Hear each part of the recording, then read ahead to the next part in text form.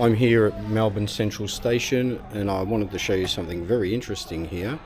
And we're going to go up into the mall and I'll show you a couple of things that I think are very interesting about Melbourne.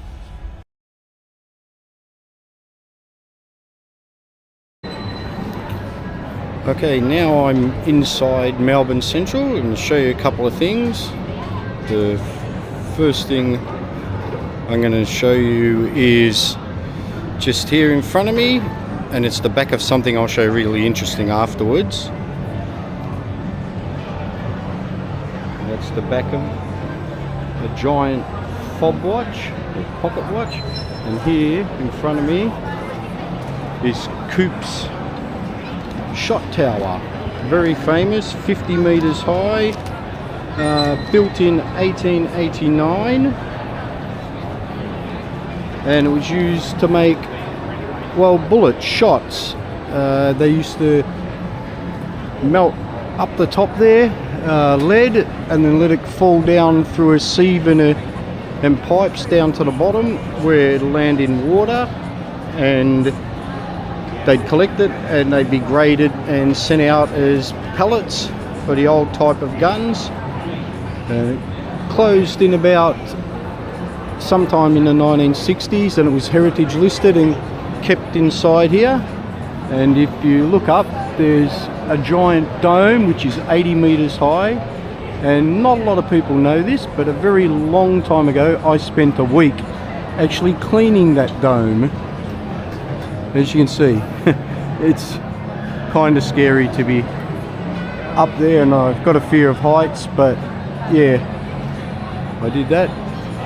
And I think there's 327 steps inside the tower, and it's 9 stories high. And that is the largest conical dome in the world.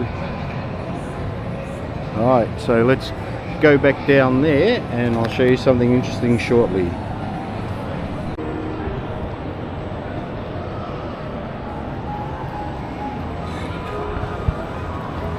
Okay, I'm down below now. I was standing up there behind the giant fob watch, or pocket watch, but call it a fob watch in Australia. It was a gift to the city of Melbourne, built by Seiko and given by the department store that originally opened here in Melbourne Central, Daimaru, I think the largest Japanese stores in the world at the time. And yes, they gave this to Melbourne public in 1991, and originally it had a 12-foot gold chain connected to it, and they sent it off for renovations and or repairs, and they never returned it back, which is a bit sad because it actually made it look a bit more interesting.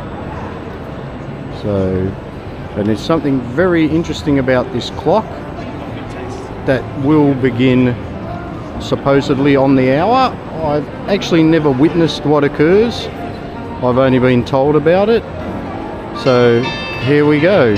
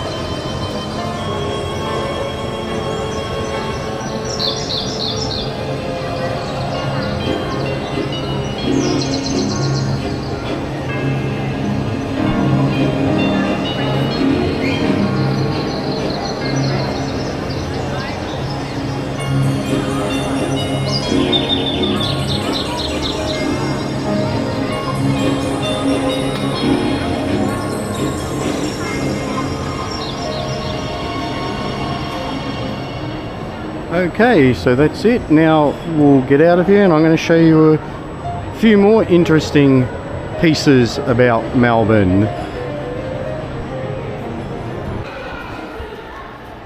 Okay, now I'm in Royal Arcade, which runs between the Bourke Street Mall and Little Collins Street, and I'm here to show you this clock. It's known as Gaunt's clock, and it's famous because of Gog and Magog. I don't know which is which. I'm assuming Gog is the left and Magog is the right. Now, this was the first arcade in Melbourne, and it was 1870, and it's Italianate in style, as you can see.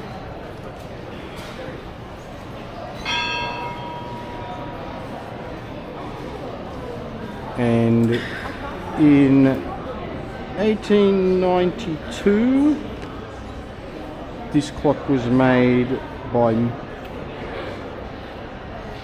I think, one of the watchmakers who worked for Gaunt, who was very famous in Melbourne as a watchmaker and other things, and they used to be based here in this arcade. The statues are 7 foot tall, and they were made from carved pine by a gentleman called Mortimer Godfrey, and he based them on the same statues, bell ringers, whatever you want to call them, in the Guildhall in London, which I've also seen.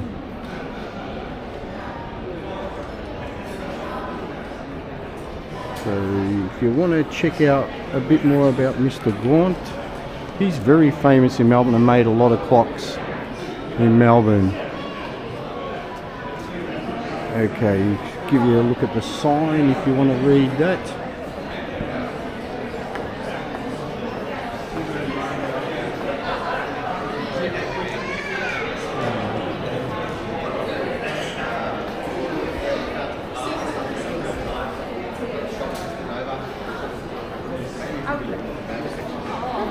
Okay, amazing.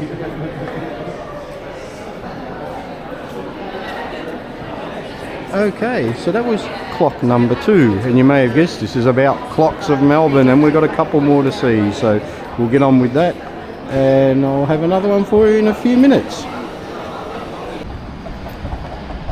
Okay, now I'm at the corner of Collins and Swanston Street, and I just thought, just to break it up, here's another clock, but this is the Melbourne Town Hall, the Four Faces Clock Tower, which is kind of common around Melbourne. You'll see that a lot. And you got the GPO that has one, you have the Forum, I think you have Dimmies, but most clock towers around Melbourne are like that. But it's this building here, and apparently this building is very, very famous, and I cannot remember why, but there is some amazing sculptures up on this building on the corner. And I don't know, just don't remember really why this is so famous, but it is an amazing piece of architecture, and it is kind of noisy here, so I'll move along to my next destination. Now I'm at Flinders Street Station, which is famous Melbourne station, which was built around 1909, 1910 I believe, or that may be when the clocks were put in. As you can see, there's a whole bunch of clocks here at the front, and one large one, and these smaller ones, they actually show the departure times of trains on specific lines. A little bit outdated, they still work, but it doesn't cover all the modern lines. And it's very famous here because for over 100 years people have been saying, meet me under the clocks, and this is what they were referring to. So when you were going to catch up with a friend, obviously no mobile phones, you couldn't call them, you know, so you would turn up here and you would meet under the clocks. And in 1983 what happened was they replaced the clocks with digital clocks. and there was a huge public outcry. And within 24 hours, they had replaced those clocks. That's how important and significant they are to Melbourne. And down the street down there, you may see there's a clock tower. Now, the clock tower, and I'll try to zoom in on this for you. Okay, that's about it. That clock tower has 4 faces, and they are the largest clocks in the state of Victoria at 3 meters in diameter each. And I believe that was built first, and that's directly at the center of the intersection looking along Elizabeth Street. But this building was not meant to be a train station. I believe it was meant to be an exhibition hall, and it was dismantled in England and brought to Melbourne and then put together here and turned into the train station. But there you go, there's another set of clocks in Melbourne. And okay, here's a look at a different angle of Flinders Street Station, but I'm now across the road in Federation Square.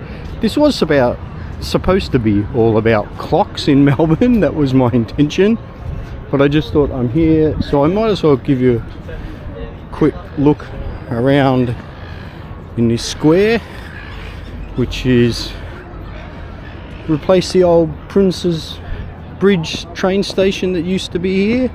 And yeah, it's been around for quite a number of years now. As you can see behind me, there's part of the cathedral. Unfortunately, it's blocked by the ongoing construction for new underground stations. But yeah, that's Melbourne's Federation Square. A lot of people gather here to watch large sporting events up on the big giant screen up there. Very popular venue for major events like World Cup soccer, cricket, basketball, anything where Australia's teams are involved, they gather there. Alright, so you can probably have a better look at the clock tower over there, but let's keep moving down. I'm heading down along the main St Kilda Road to show you one last thing. Oh, but before do that, just like show you Melbourne Arts Centre and the spire. So it's famous, multiple lights and colours, and that there is the tallest building in Melbourne. It might even be still the tallest in the Southern Hemisphere. It's Eureka Tower. So it's in South Bank Precinct over there, which was a more modern area built in the city around the 90s, I believe. All based along our favourite river, which is so dirty in colour. And this river, the joke is it's called the river that runs upside down because it's so dirty. And there in the background you can see one of the world's great football stadiums, the MCG. Now I've got a video coming up about the MCG, so hope you'll enjoy that. And that's based on my work there, filmed over the course of a few years. Okay, well, more to explore. So I've walked about 200 meters down from the city where I was at Federation Square down to another clock. It's the famous Melbourne floral clock. It was donated in 1966 by a group of Swiss watchmakers after an international trade fair held at the Melbourne International Exhibition buildings. So yeah, it's very famous in Melbourne for over 50 years, always changing the flowers on it. And as you can see, 1966. Don't know if you can read that. And behind is the statue of King Edward VII.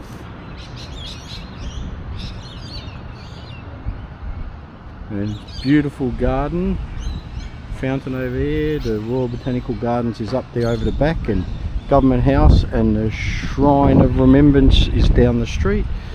But that's about it for now. I'm going to head back into the city and find a train and make my way home. So I hope you liked that little tour of Melbourne and its famous clocks. And yeah, we just had a look at a few other things. We have the National Gallery over there, which is next to the Art Centre, which I showed you, the spire. But yeah, we'll wander up and see the city in the background. Beautiful part of Melbourne, this garden right across from the city.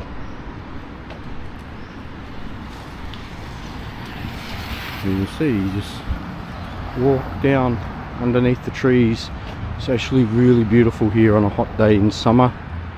Magnificent spot. So you go all the way down St Kilda Road, the clock over there. So yeah, so hope you enjoyed my video for today, and yeah, I'll see you next time.